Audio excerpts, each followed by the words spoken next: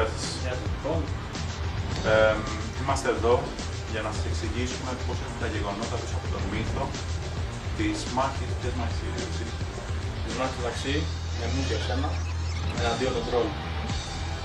Η οποία διεξήχθη από κάτω στην οδό. Εδώ μάθηση. Μάθηση, Αντωνίου Μάθηση. Ναι ρε μαλάκα, στη μάθηση! Ναι, στη μάθηση. Πώς γάμισα? Δεν ξέρω. Τέλος πάντων. Είναι από άλλη ταινία. Ναι. Anyway. Βασικά αυτά. Ναι, τέλος. Αυτά είναι.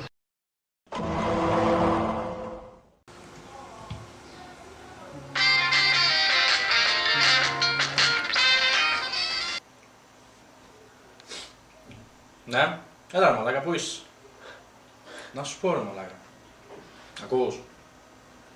Θυμάσαι τα τρόλ από χθες?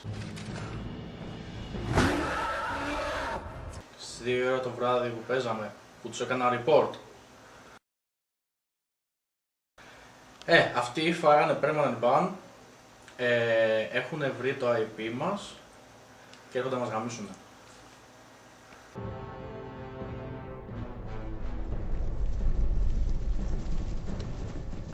Τι? Μαλάκα, έρχομαι βασικά όχι αμέσως, γιατί τώρα παίζω ένα rank. Μόλις τελειώσει το rank, όμως έρχομαι αμέσως. Άντε, για τα λέμε.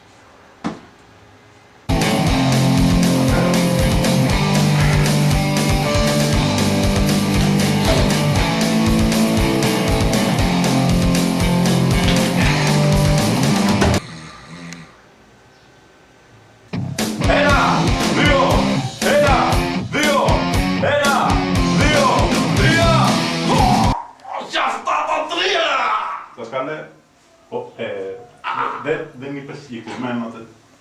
Φύγε!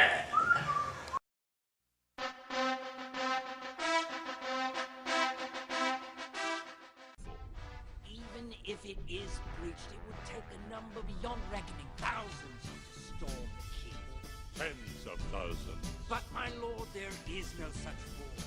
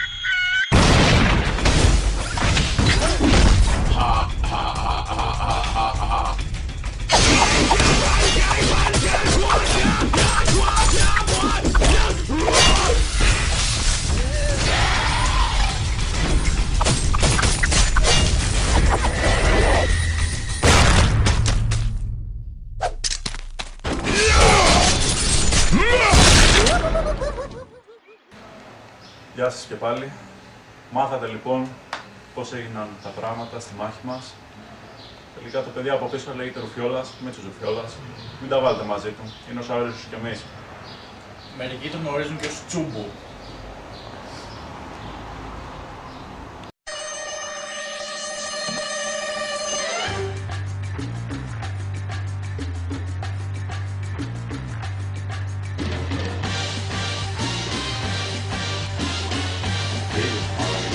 Τέλει.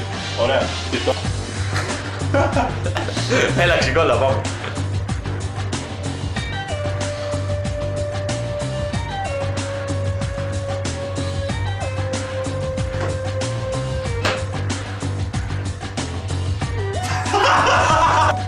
Ένα, δύο, ένα, δύο,